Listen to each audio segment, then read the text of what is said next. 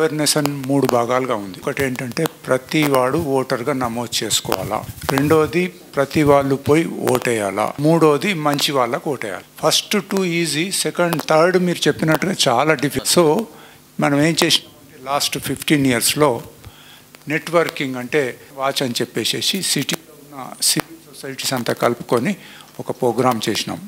ఏది ఈ ఫస్ట్ 2 మీదనే మీరు తప్పకుండా ప్రతి వాళ్ళు ఓటర్గా నమోదు చేసుకోండి, ఇంటింటికి తిరగడం కూడా జరిగింది, అట్లాగే ఓటేయండి అని. థర్డ్ పాయింట్ వచ్చే వరకల్లా మనకు కొన్ని ప్రాబ్లమ్స్ ఉన్నాయి, but we did some work. ఏం చేసినామంటే ఎవరైతే నామినేషన్ ఫైల్ చేస్తారో వాళ్ళ డేటా అంతా తీసుకొని 3 days బిఫోర్ ఎలక్షన్స్ ఇగో పలానా ఎక్స్ కాంటెస్ట్ చేస్తున్నాడు, ఆయన మీద ఈ క్రిమినల్ కేసెస్ ఉన్నాయి and paper the media was so helpful, చక్కగా ఇచ్చినారనమాట మనం ఇచ్చిందంతా.